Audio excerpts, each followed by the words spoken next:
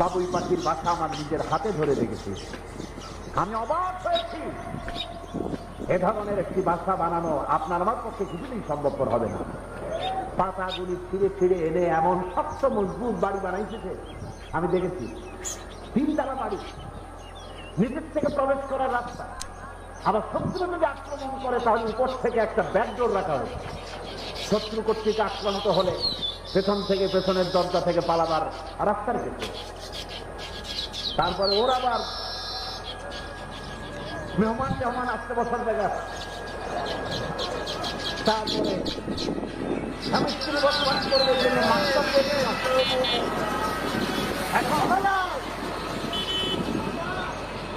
বিদ্যুৎ কর্তৃপক্ষ ওদেরকে কোনো আলোর ব্যবস্থা করে, যে তারা বাবু তার স্ত্রীকে নিয়ে এখানে থাকবে, অথচ কোনো আলোর ব্যবস্থা